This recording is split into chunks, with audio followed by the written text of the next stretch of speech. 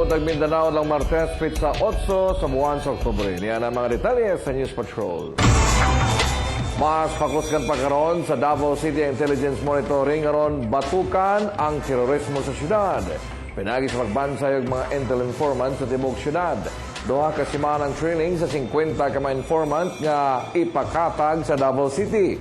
Sa 50, siyam nini mga babae. Samala sa Task Force Davao, kinahanglan kineron mas mapalig-on ang intelligence monitoring para magpabiling hapsay o malinaw ng Davao City.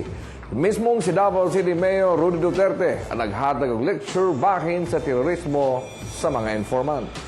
Intent niya rito is magdagdag tayo ng tao na magmamanman sa lahat ng lugar, especially doon sa mga lugar na pinapasyalan ng maraming tao. Namakwit ang kapinsay sinta ka mga pamilya sa duha ka mga barangay sa lungsod sa Compostela tungod sa giyera sa NPA ug militar. Naglisod na ang ubang residente nga namakwit gikan sa barangay Ngan o barangay Mangayon sa Compostela Valley Province. Dinhi sa Compostela Gym kay walay klarong katulgan pagkaunog nangasakit na sabang ubang kabataan. Biyernes sa hapon namakwit ang mga residente gikan sa duha ka barangay tungod sa natabang enkwentro tali sa sundalo o NPA sa lugar. Kahimo og kasabutan nga pinirmahan nga safety na sila nga mangulit dito sa bukid. Pero hantod nga dili pa kana mahimo ti desisyon gid ang mga tao dire nga dili sa sila mulit dito sa bukid kay wala sila kasiguruhan. Gusto na rin naman ng mga residente ng Site 4 but they are being prevented by yung Balsam Mindanao. Hangtod karon wala paghihapon na ayo ang gibombahan nga transmission lines sa Kibawi Tacorong ug Kibawi Sultan Kudarat niadtong Setyembre. Under preventive maintenance sab ang hydropower plant Agus 4. Busa nagkataas ang oras sa rotational brownout sa Davao del Sur. Tungod niini, niyang alasaba mga negosyante sa Davao del Sur tungod sa kanunang brownout. Pero doon ay nakitang temporaryong solusyon o pagi ang Dazoreco. Magbutang sila og diesel modular power plant incinerator nga mosupply og 15 megawatt nga pandugang sa kasamtangang 27 megawatt nga kuryente sa Davao del Sur. Pero ang problema, motaas sabang singil sa kuryente.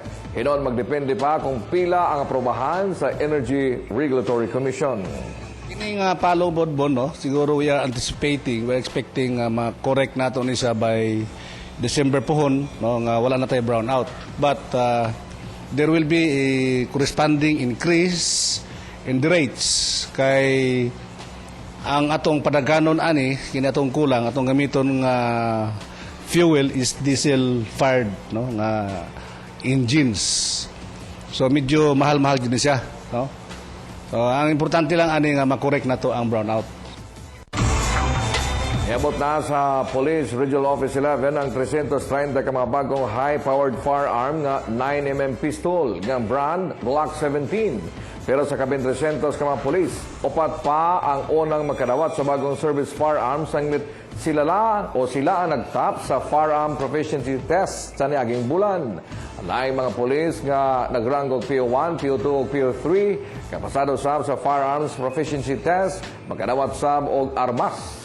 Ang mga armas lakip sa 22,000 ka mga pusil nga giturn over ni Presidente Benigno Aquino III sa PNP aron doon ay pusil ang matag pulis sa nasod. Yeah, hopefully with the distribution of our new firearms, lalong-lalo na sa ating kapulisan, I just hope that it will enhance yung capability ng ating PNP, no, lalong-lalo na sa police work, no. Malaking tulong to sa ating kapulisan kasi ang kanilang trabaho nga is to serve and to protect. So isa na to sa isang mga tools nila na pwede nilang maprotektahan, makakatulong sa pagprotekta sa sarili nila at sa ating mga kababayan natin.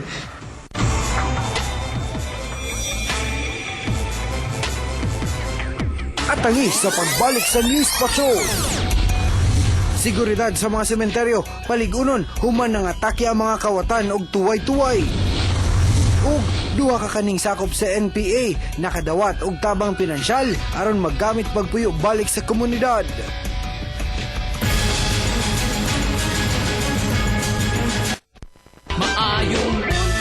Hours in